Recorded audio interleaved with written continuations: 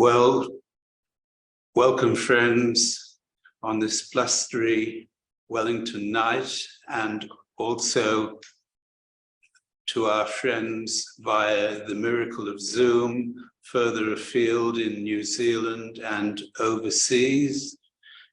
And our speaker tonight, of course, is Dr. Simon Webber. And just a few words about Simon. He had a career in the New Zealand Navy, and then through discovering Theosophy, he decided to travel inwards, and he started studies in psychology and became a PhD in experimental psychology. And he's now our president here in Wellington Lodge, and we're happy to have him. And he's going to speak tonight on the subject of mysticism. So with that, I'll hand over to you, Simon. Thanks, Bill. Great, fantastic. Okay, so we're going to look at the practice of mysticism tonight. Now, Pedro last week, he talked about, he introduced us to mysticism, and he emphasized that mysticism is the art of union with reality. He also referred to the relationship between ourselves and the divine, where, for example, Saint Teresa said, Christ has no body but yours. So we have to work in the world so the divine can act through us. Is that reciprocal relationship? I remember Ravi Ravindra said, without God cannot be done, without man it will not be done. So there's that relationship that, again, Saint Teresa was referring to. In essence, as Pedro told us, there is only one, where he again quoted Sri Ramana Maharshi. He said, there are no others. So this evening, we can explore the practice of mysticism, by which I mean the action that we can take to facilitate mystical experience, that experience of unity.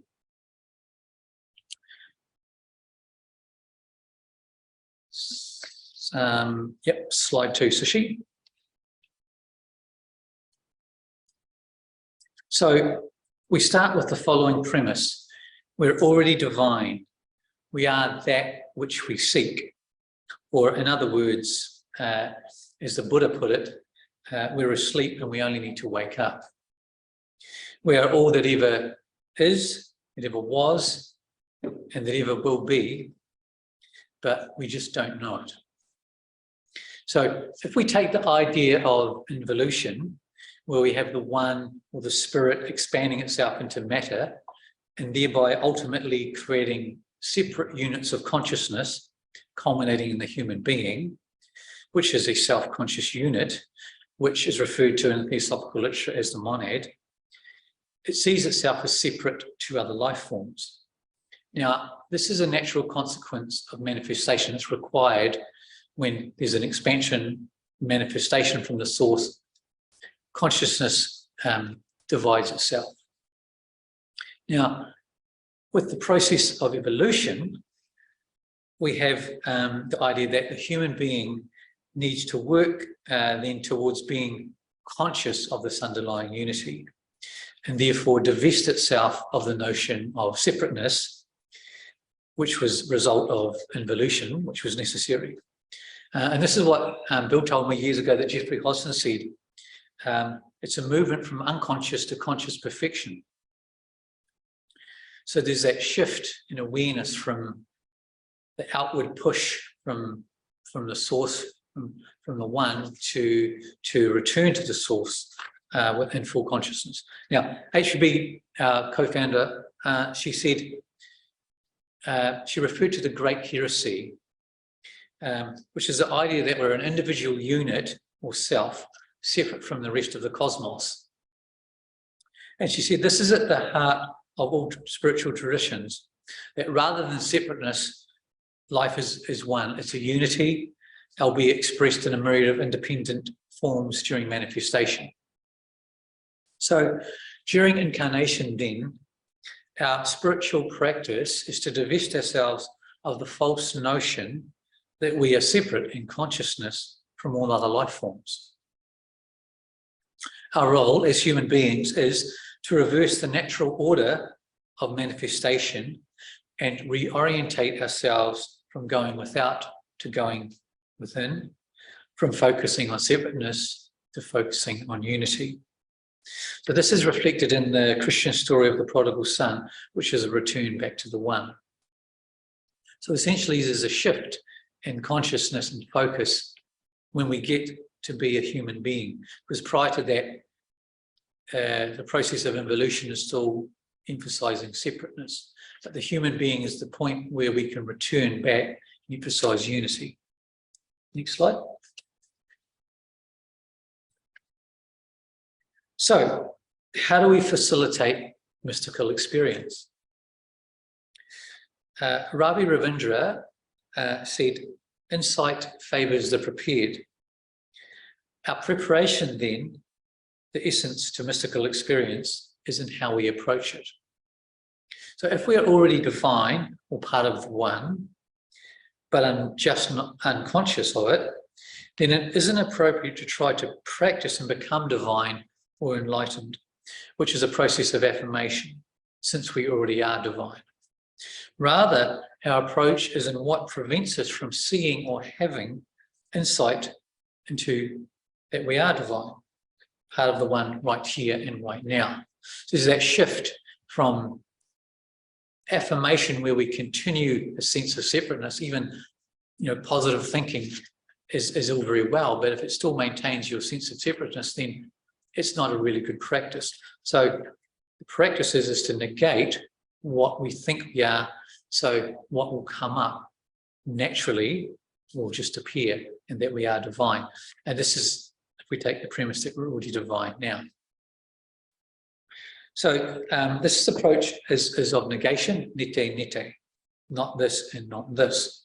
So our focus then is on negating, thereby seeing, having clarity of insight about what keeps us thinking that we are a separate entity from everyone else. In other words, by not identifying with what we think we are, my body, my thoughts, my job, which perpetuates an idea of a separate self, we can have insight into who we really are. Let's stay there, don't move that. So, various analogies has been given to represent this approach. For example, stilling the ripples on a lake, so that the bedrock of the soul can be seen below, or removing the dust off a mirror so it can reflect the true self. Plato gave us a different analogy in philosophy known as Plato's cave. And this is where we are in a cave with the fire burning behind us, looking at our shadows being reflected due to the fire onto the wall in front of us. So when we take these shadows to be reality, when in fact, if we leave the cave, we find reality is outside of it. Now, this idea was reflected in the movie The Matrix, and it was done quite well. It was a long time ago that movie came out, but it was essentially portraying the same idea as Plato's cave. So the suggestion is we are trapped in the cave of our own mind, thinking we're separate to everyone and everything else. Ramana Maharshi used a different analogy where he said images, like in a movie, are projected onto a screen. We take those images to be real and imagine that we are in this world experiencing its dramas. However, in truth, we are the screen itself upon which the images are projected, just as we have images tonight projected on our screen. And that screen is the screen of consciousness in which all creation appears and disappears.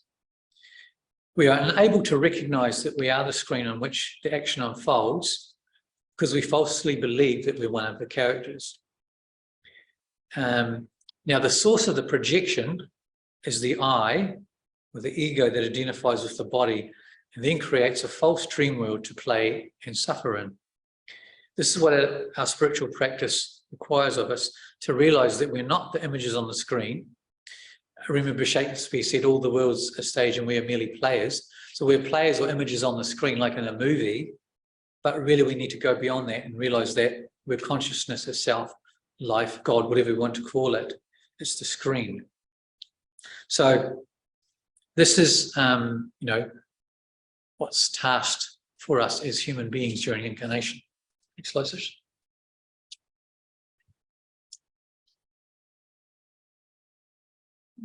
So now we know,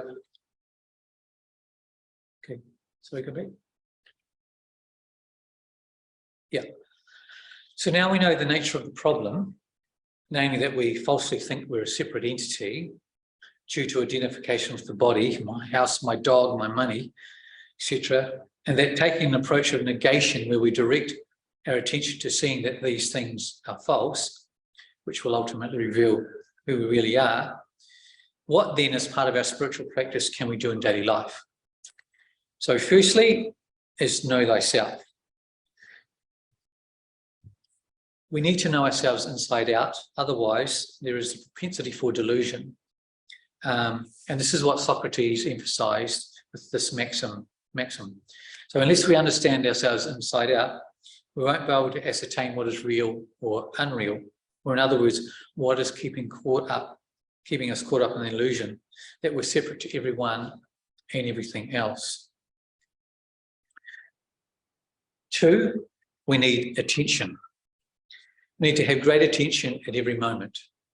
Otherwise, we won't be able to see how we're continuing to delude ourselves through identification with the body and this world, that we exist as a separate or individual unit. To facilitate this attention, clean living is advised. For example, having a good diet, as vegetarian or vegan, whatever suits your body. No alcohol or drugs, having regular sleep, essentially an ordered life, which gives us the energy to be aware each moment in daily life. And you notice when you're younger, you have a lot of energy. When you're older, you have to kind of retune your body, so to speak, to have that same energy or same focus. Thirdly, study, meditation, and service. So this is 3 aspects of the spiritual practice in the Theosophical tradition. So, and if we can, if our vocation allows us to have that ordered life, it's good to set some time aside for spiritual study and reflection, some time for meditation, where there is peace and quietude. And Jeffrey Hosden's A Yoga of Light, which is a guide to meditation, a little booklet he wrote, that's really, really good guide to assist you with meditation. And also time for service, which may indeed be what you do for your vocation, for your career. If it's not, then it's in your spare time, like us being here this evening, doing your voluntary work and your non-working hours. So study, meditation, and service constitute an integrated spiritual practice. And there are various spiritual traditions where instructions are given to aspirants.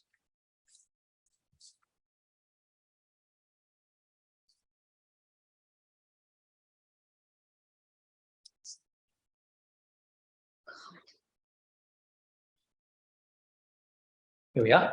Okay, so first up is 8 Limbs of Yoga by Patanjali. So there's 2 sets of limbs, the outer limbs and the inner limbs. So there's the self-restraint or yamas. So, abstain from violence and falsehood, theft, acquisitiveness, etc.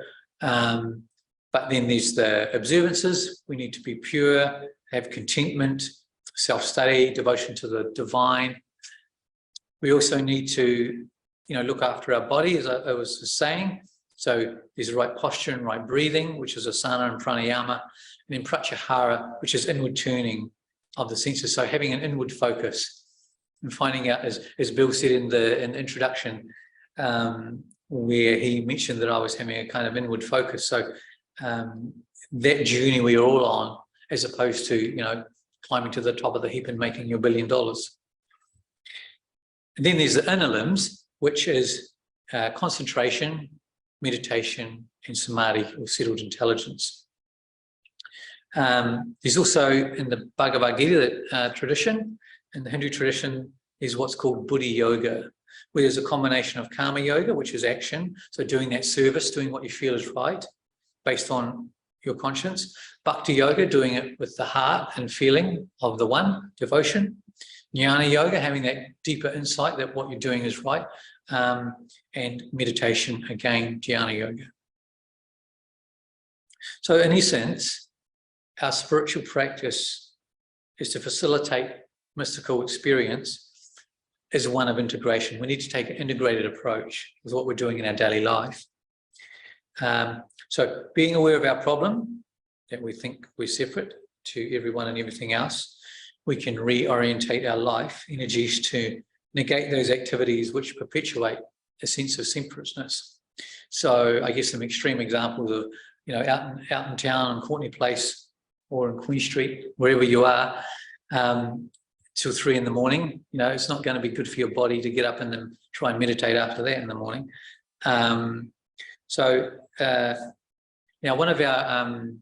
One of the Wellington members who's passed away, when he came to Hamilton, when I was in Hamilton at the lodge there, he was doing a talk, Vladimir Lonka was doing a talk on Krishnamurti, and he said Krishnamurti was a big mystic, but he encouraged us to become mini mystics.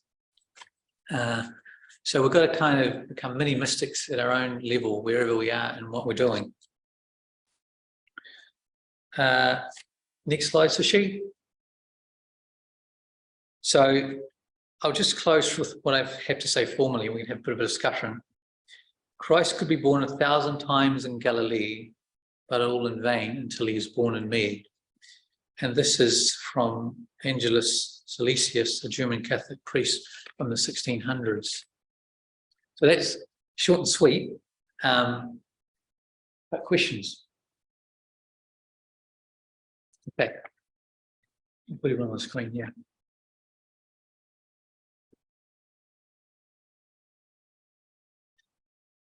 I might... Any questions? Any comments? So essentially it's how we live, really. It's having an integrated approach, having a bit of time for your action, a bit of time for reflection, and a bit of time for meditation. And there was a book by Ernest Wood, Concentration Approach to Meditation, since probably in the Theosophical libraries. I know we have it here in the lodge, and I've got my own copy. And there he talked about, we can manage our own time. And since we are eternal, nothing can stop us ultimately. Because whatever we achieve in this life, we will carry it on in the next life, because that is the law.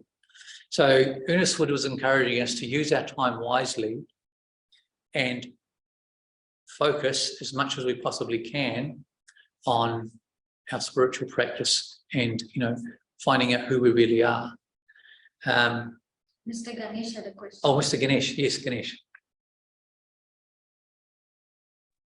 Thank you, Simon. It was a nice talk, short and brief. Just only, to the point, of course. Just want to add, because you were talking about 2 references for the practice. I would like to add At the Feet of the Master and the Golden Stairs. I think they could be compared with those things as well. So what voices is it? First one is At the Feet of the Master. Yeah. And the second one is the Golden Stairs. Oh, the Golden Stairs. Yes. Well, that's the thing. It's like, I agree entirely, because it's about purifying their bodies before, we have a deeper realization. Purification before illumination. John Sell told me many, many years ago. Because it's all very well we want to know the truth, but you have to be able to withstand the truth. And as I said last year online, when we gave some other talks, water poured into a muddy well does but disturb the mud. So our goal as part of an integrated spiritual practice, which relates to the Golden Stairs, Feet of the Master, is to purify the body so when the time comes for insight, because as Ravi said, insight favours the prepared. You can't force grace. All we can do is prepare for it, which means negating from our life all that keeps us from perpetuating our self-importance. Then things will happen when it happens. Yeah, really, really good. Okay. Great. Craig has a question. You made a comment on a couple of occasions about purifying the body to be ready, whatever. What about experience? You know what I mean? Like you get these spontaneous things occurring that are reported with people where they believe they've met God or had some sort of experience of an esoteric type, shall we say. Okay, so I guess how do you differentiate between the two? And you know, is there actually can experience in your own life up to that point provide you with the necessary purification to attract or to make you ready for that moment, relevant to being a vegetarian or what have you? Yes, absolutely. Repeat this question. If they haven't heard. Yes. Did you all hear it? This time. Did you hear what I said? My answer, everyone? No, his question. Did they hear it? Oh, sorry. Did everyone hear Craig's question? No, sort of. So you'll have to repeat this question. Could you rephrase it? Could you repeat it? Yeah. So Craig was asking about what's the purpose and use of having your experience in your life in relation to your integrated, having an integrated approach. What is the use or benefit of experience? Is that, has a part to play? Am I right? Sort of. Please go to the Okay. Yeah. Hi. The question, Simon almost got it right. The question that I'm trying to get over there is that can your pure, can experience alone make you ready for, your mystical journey, irrelevant of actually doing the preparation work, such as the 8 limbs and what have you? And I said yes. You just said yes. Yes. And you may also Maybe Bill has a. the residue from previous life that you bring into it. No, I mean the experience of that. Yeah, go ahead, Brett. Oh, there may not only be the experience of this life, but they may be really what we've brought from previous existence. Yeah, well, this is the thing. Like Ramana Maharshi, he woke up at 17, 16. So obviously he'd done all that work previously, as Brett was just saying. And his body, his vessel was ready to contain the light. So whatever we do in our life is preparation. So experience, I once read, in the Initiate series by Cyril Scott, the Mahatma Muni said, experience is verily the best of all teachers. You learn through experience as well as observation. So everything we do can help us. So absolutely. Yeah. Any Clive?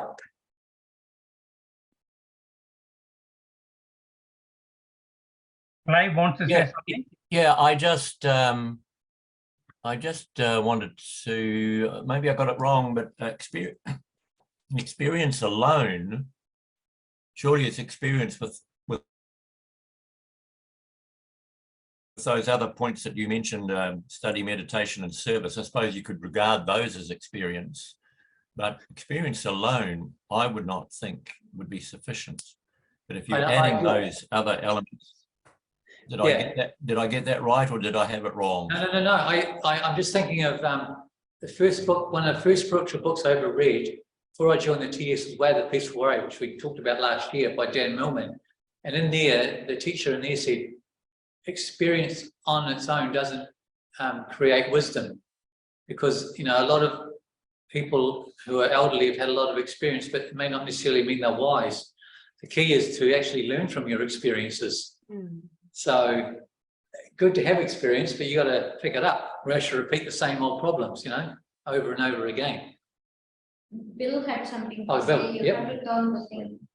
Maybe Bill could come closer to the mic, please. I mean, it should pick up fine. Yes, well, actually, what I was going to say has already been said to a certain extent by Brett and others, but it reminded me of a conversation I had with Jeffrey Hodson. It was actually about Kundalini experiences. And he said, you know, it's a funny thing, Bill, but if ever you, in any former life, have touched any of these things in any meaningful way, then they're always pretty close to the surface. So given the right stimulus, whether it's intellectual, meditational, or circumstantial in a future life, then it may flood to the surface again. And I said to him, did the Kundalini rise in a former life in myself? And he said, yes, but I kicked myself that I didn't ask him for the details. But certainly during the space of my life, I have had peak experiences, and you know, I attribute it to what Jeffrey said about former lives and having touched it, and therefore being very close to the surface.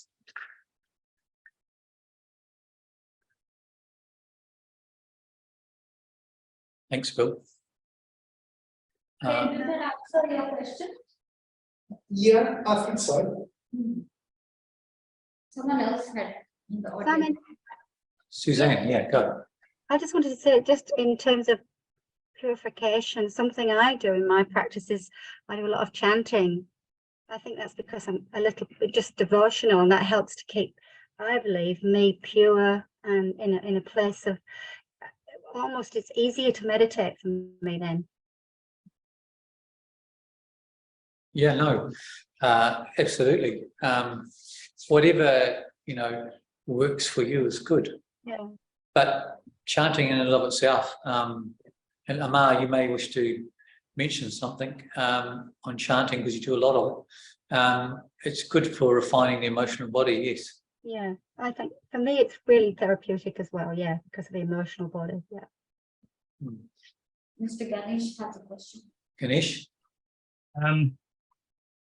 Thank you. This is regarding the purpose of experience in life. Sometimes actually I think when we read about reincarnation, karma, lives, and all these things, sometimes I think the only purpose of human life is nothing but experience, and as we mentioned earlier, and the wisdom which comes out of that one. When you just analyze our human life, what is that really that the gain is? The experiences. Even if a person is self-realized, he experiences the oneness being in the physical body. Okay, physical, astral, actually the lower bodies, he still feels it. Probably experience is one of the main purpose of life. I think, okay, just for discussion, I mean, I don't have any proof or anything, just my thinking, okay? Experience is one of the most important things for the human life. Our life is full of experiences only, nothing but experiences. Whatever I am studying, it is of no use if I cannot experience it. So the food that I eat or the knowledge I get, I think the wisdom or knowledge, probably I think they don't contribute anything at all. It is something like in the memory, that's it. Anyway, I mean, this is open for discussion, of course. I mean, No. Yeah. No, absolutely. Hello, Swetoslav, joining us from Moscow. Good to see you again. Hello, everyone. Happy to be with you. Yeah, no, that's the thing, and this is the purpose of incarnation, is for experience. This is where we do the work. We can't do it in the astral plane or in the mental plane. You know, the one has to put itself down to this level so it can actually experience itself and wake up for whatever reason, for whatever purpose. The absolute has decided that it's putting itself down to this level, if you like, the grossest level of materiality in the universe, for us to wake up, so to speak. Yeah. So this is where the action happens, Ganesh.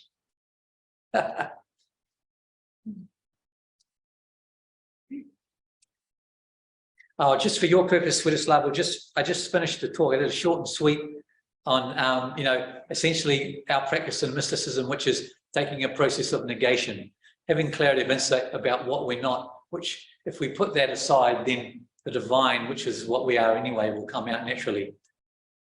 So we're just talking about some of those processes, some of those practices. Ganesh, for example, talked about the Feet of the Master and the Golden Stairs by HPB.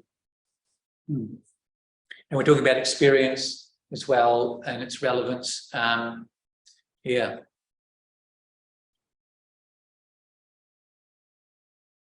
I wonder if Clive could share with us any of the Christian mystics, if he remembers any of them. Clive, Sushma has asked if you know or can comment on anything around some of the Christian mystics.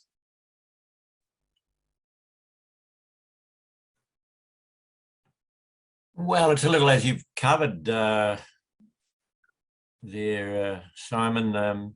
You know, those principles of meditation. There are many others who are better qualified to speak on these than me, but people like Hildegard de Bingen, you know, she was a classic spiritual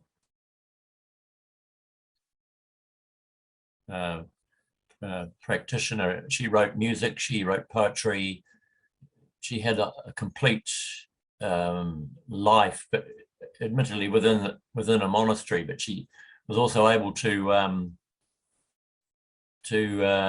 use that background that she had to keep the place, her own place as a woman in that society, in a prominent position without getting crushed. But you know, knowing yourself, as you say, I think Christian mystic or not, meditation, you know, these are the things that I think help us. We mentioned study and those sorts of things. I was thinking just a minute ago, I don't know whether to say it or not, it sounds a little bit self-congratulatory, but something that I've discovered is helpful is what some people called earthing, which is sort of connecting yourself to the soil, to the earth beneath you. And most mornings, if I can, if the weather's okay and I'm not dashing off somewhere, I try to get out onto our little lawn, which is now quite small compared with the house we were in 3 years ago, and just concentrate there with some, you can make it whatever you like, connecting to the earth, connecting to the universe above you or around you. You can turn it into personal prayer for your friends or family or whatever you feel appropriate. And lately I've been doing quite a bit of that in regard to the Ukraine-Russian situation. But specifically, I suppose Christian mystics would have done a lot to their leader, to Christ and the other disciples and other religious leaders. I hope that helps a little bit. I've been reading in the morning with some meditation and stuff, and quiet times in the night and evening, Ravi Ravindra's book, Yoga of the Christ. And it's very good. It's well worth a read. He's talking about sacrifice and, you know, changing levels. He's talking about different levels of awareness with his disciples. Like John, for example, symbolized intuition or buddhi, which is able to have that connection to the Atman or spirit which is essentially where Jesus was coming from, because he was one with the Father, one with the divine. And John was the one that saw the doves come and settle on his head. So he represents intuition, who has that as the connection between the mind or the individuality or the soul and the spirit. Whereas, you know, the priests and the scholars, they represent the human mind, and then the masses represent, you know, the body, the personality. So Rabu's talking about all these different levels, but if we want to actually, you know, was it he who is near me is near the fire, he who is far from me is far from the kingdom. So, you know, Christ baptizes with fire, whereas John baptized with water. So, you know, it's the old saying, if you want to follow me, you've got to pick up your cross. So it's, in one sense, we have to sacrifice our own self-interest for the one. And I think a little, you know, the Light on the Path, the little Theosophical classic, talks about the four qualifications at the front, about, you know, for the soul can stand in the presence of the masters, its feet must be washed in the blood of the heart. So there's a whole sacrifice again, where we have to let go of what we think we are, our own self-importance for the one. And that's, you know, psychological death in a sense, which is what Krishnamurti talked about, which all sages talk about. You know, again with Socrates at the end, when they were going to give him some hemlock, and his, you know, friends were saying, look, we can help you escape, get out of the jail cell. But he wasn't worried, because he said, essentially, I've died every day of my life to who I think I am, and I know what I really am. So when this body dies, you know, he wasn't too worried about it. So death, in another sense, is psychological prior to the death of the physical body. And that's our task. Can we, was it St. Paul said, I die daily? Can we do that on a daily basis? Put ourselves aside, which is why we need to have an integrated practice, so we can, you know, have that energy and attention to do that. Because, you know, those of us are still working around in the world, you know, you get outward turned a lot, and then you have to come back, you know, have some quiet time. So yeah, and people who are working in the evenings have it a lot harder, as opposed to you might just work in the government like I do, and you know, you've got pretty standard hours, so you can order your life a little bit. But yeah, it's all about going from one level to the other. But we can only see the level we're on, the one above it and the one behind us, and unless we change levels and have a deeper insight. Thank you. I actually have a question for Bill. Bill, would you please elaborate for us between the occult path and the mystic path, from what you might have heard from Theosophy and your own study? Okay, so the question is, Sushma has asked Bill about the difference between the occult path and the mystic path from what he's heard with Jeffrey Hodson. So here's Bill. Well, that's a very good question, if I may say so, Sushma, and I often go back to it. And Annie Besant wrote an article, I think, for the Theosophist on the differences, which is worth looking at, because she was a bit of an authority on both. But I think ultimately the situation is that a person who is developed to a great extent on either path, there's very little difference. But by that I mean that an occultist, a realized occultist, can do many of the things that a mystic can, and vice versa. And it's a bit like the diagram of the yin and yang, that in the yang there is a small dot of the yin, and like vice versa. But it's probably more evident in, you know, lifestyle. I think mystics tend to be found more in solitary environments, monasteries and yogic ashrams, and occultists tend to be found more out in the world. But ultimately, I think there's very little difference. And I think as we move along in this work, we find that we have experiences which are both mystical and occult. But to me, an occultist par excellence is a scientist of the invisible, and a mystic tends not to be so much concerned with the nuts and bolts, and feels that they, can contact God directly, interiorly, but ultimately they can both do the same work at that high degree of development. Thank you, Bill. It was actually Colin's question. Oh, no. I just remembered to ask. He'd asked before the talk. Right. Anyone online got any comments, thoughts?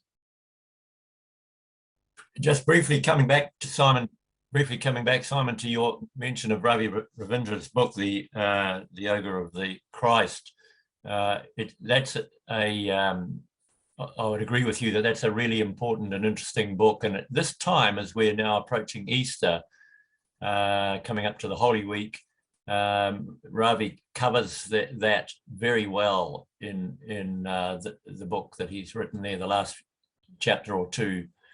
If anyone is interested, and certainly worth having a look at. So thanks for reminding us of it, Simon. Swiatoslav. Yes, thank you. I have a question about this difference between occultist and mystic. Do you think a person can be both at the same time, mystic and occultist, to a different extent? What do you think? Yes. Ultimately, a Mahatma is a mystic and an occultist. As a human being, we will do both.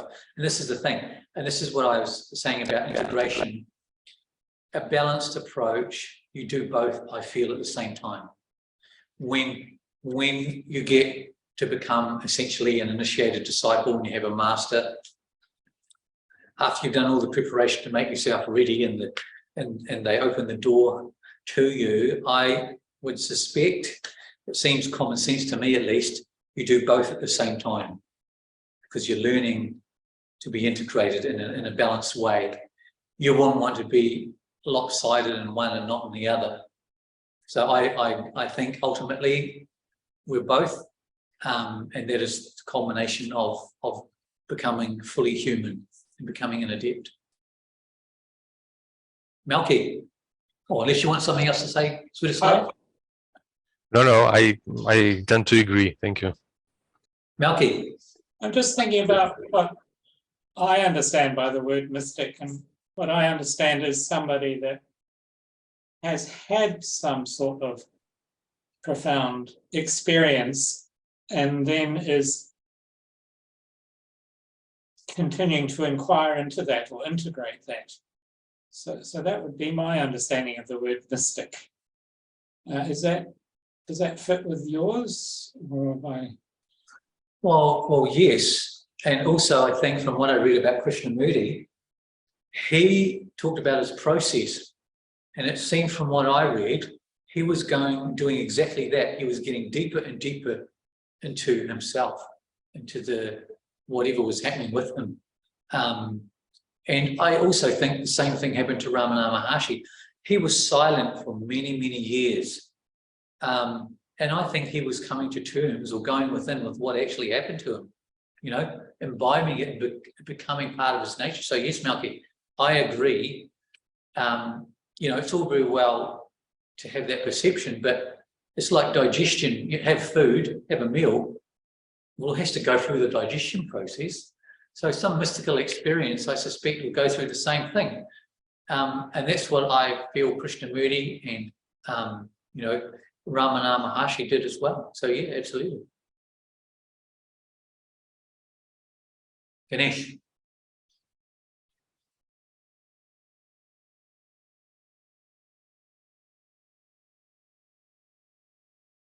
You're on mute, Mr. Ganesh.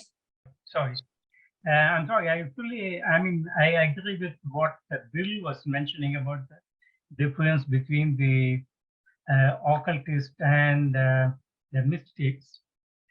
Somebody said, yeah, mystic is the one who takes the elevator, and the occultist is one who takes the steps and the experiencing each and every part of the journey. Okay, it's a lighter vein. Okay. Another thing, actually, what Conrad was mentioning about the books, I do not know much about the Christian mystics, but I enjoyed one book, The Imitation of Christ by John Campbell.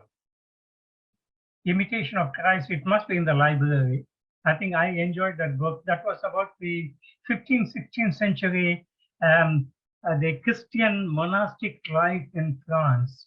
I think that has got quite a good reading about the life. Thank you. I'm wondering if Mr. Ganesh can tell us something about the Indian mystics of South India. Sushma has asked if you can comment on the Indian mystics of South India.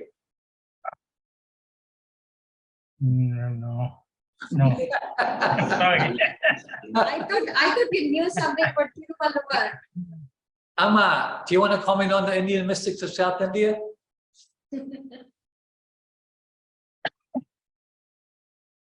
I don't know where my mother's gone. Yeah. Well, it's interesting, like, was it Hildegard of Bingen? When she didn't do God's work, when she didn't listen to that voice, she got ill. So she had no choice. And that's the ultimate thing, you know, when we start going within, there's no choice, no more me. Ma, hello. Simon, you're talking to me. Yes, we wanted to ask you, can you comment on the mystics of South India? That's your daughter's question.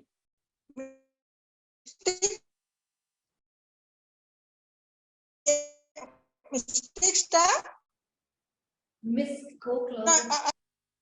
Mystics, the mystics of South India. She might be breaking up. mystics of South India. Oh, Yes. there are many here. There are many mystics are here. The Purandaradasa, Kanakadasa, they are all somewhat like mystics only. They are all very devotional people, and many people have conducted miracles and all. And there was one Shirdi Sai Baba, very famous, and he could do anything. Like he could pour water into the lamps, and the water could become oil, and the lamps would burn. So like that, used to do a lot of things. Mystic, that is mystic now. Yes. Yes. He is very famous. Shirdi Sai Baba. Is it okay?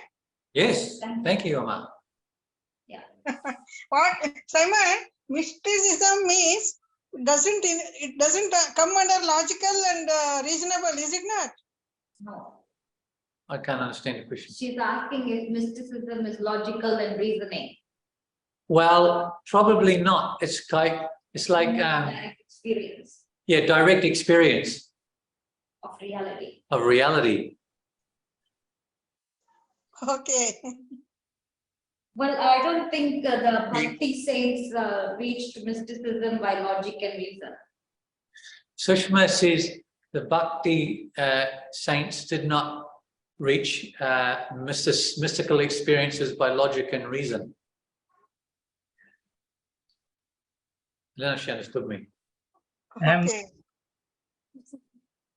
I think Simon, can we take in the South Indian mystics, Theosophical people like the Mavalanka, J. Krishnamurti, things like that? Can we take them as the mystics of South India? I also read sometime back, HPB was in her previous incarnation, she was a South Indian yogi. But I don't remember where from at all, but I remember that one. Yeah, no, great. I mean, yeah, I mean, it's like, oh, Swiatoslav, you go. Yes, I just wanted to also mention that there is an article about Subarao.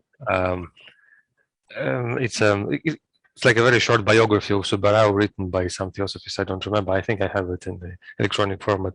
So he reportedly said that HPV was a Hindu chela in the body of a Russian woman. That was his phrase apparently.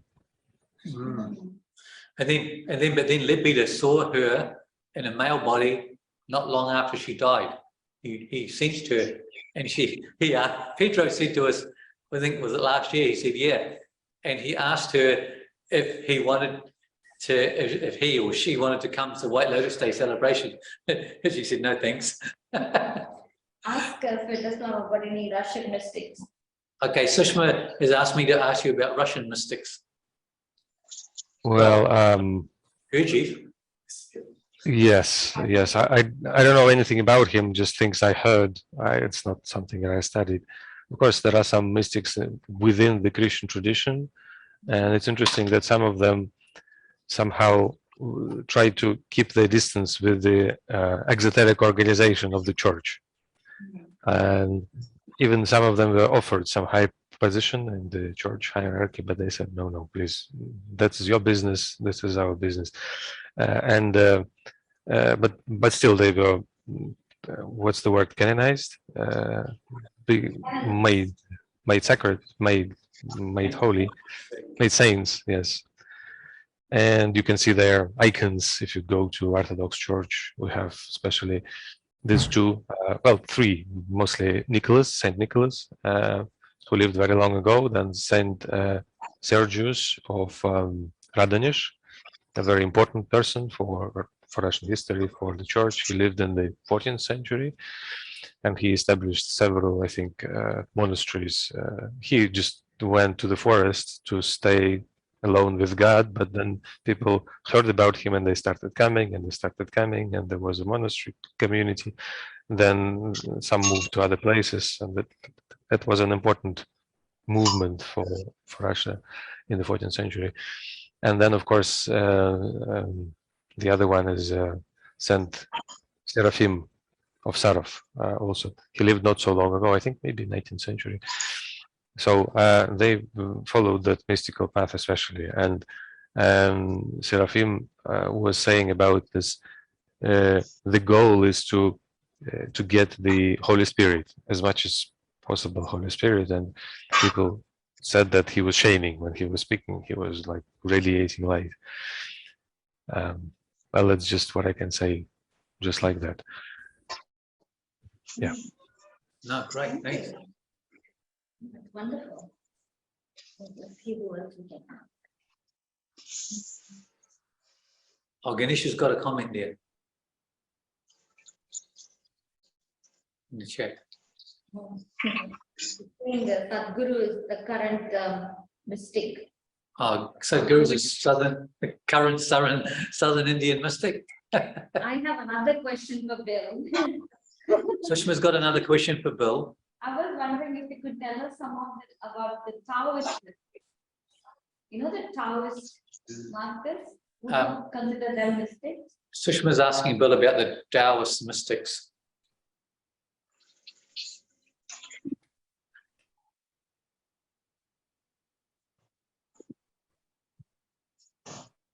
Well, I'm not an authority on the Taoist mystics by name, but I was interested in Taoism and practiced it for a short while, and it's not dissimilar to Theosophy really, but it does put emphasis on certain yogic procedures which stir up the latent spiritual energies in the body. Now, whether you call that mysticism or occultism, well, it's a matter of opinion. certainly the great Taoist masters could do all those sort of things which we associate with occultists and yogis, but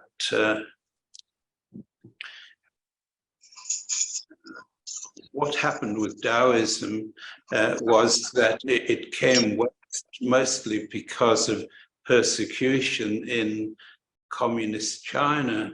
I think I prepared a program once, and one of the great practitioners discovered this Taoist master in the mountains behind Hong Kong, and he had lived in the interior of China, but because of a certain hostility from the Communist Party, he moved towards Hong Kong, which was still occupied by the British at that time. And so we got to know a lot about Taoism through him. His name was White Cloud, and he seemed to have mastered the spiritual life in the way that yogis do. And then another story which appealed to me was told by John Blofeld. He grew up in China because his parents were Christian missionaries, and he had quite a number of stories about Taoist and Tibetan yogis who manifested the most extraordinary abilities. So these disciplines obviously do have their effect, but whether they're practiced to the degree necessary in the Western world is another thing. The sort of discipline that a Taoist monk undertakes is probably beyond our capacity to cope with. It would probably kill us. But they make they dedicate their life to it, and so it's not surprising that they get results. That's about all I can really. Before you go, Bill, Ganesh had a question. Jeffrey Hodson, would you consider him as a mystic or an occultist? Well, I consider him primarily as an occultist, but as I was saying earlier, the dividing line between an advanced person who's progressed greatly along either of these lines becomes very hard to tell. I'm sure that he was a God-realized person, but since he tended to move in the Western world where, the vibrations are a bit disharmonious, I associate him more with occultism than with mysticism, but he certainly had a foot in both courts from my experience of him.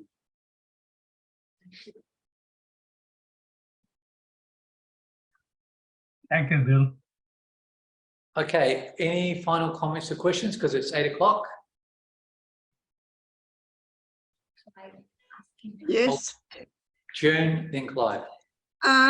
I would think from listening to Jeffrey Hodson myself that he would definitely have put himself on the occultist side of that question, and particularly because he emphasized sustained effort, which is a mark of occultism rather than the sort of peak experience, which is more a mark of mysticism. That's just from my memory of hearing him as a teenager. Yeah, Swedislav just said about Helen Rourke and HPB also could be considered mystics and occultists at the same time. So that's the thing. Any disciple will be both. Clive. Yes, I agree with June there and Bill about Jeffrey Hodson. But I was just thinking of Russian mystics when, whoops. Yes, what would we think of HPV as one of the great Russian mystics or occultists? Yeah, he said she would have been both. I think so, yes. Yes, and what a great example she's left us. Yeah, especially in the early stage of her life, she was more, I think, on a mystical way of perceiving things, seeing her master in the dreams and things like that. And then when she started like regular practice or regular training in Tibet, maybe that was more of a cult way, maybe something along those lines. Well, her last book was Voices of the Silence, which she said was dedicated to the few mystics in the TS. So yeah, probably going down the mystical line for a while. See a bit of balance. All right. Lovely to be with you all. So I'll officially close our meeting. So thank you, Bill, for chairing and introducing. Thank you, everyone.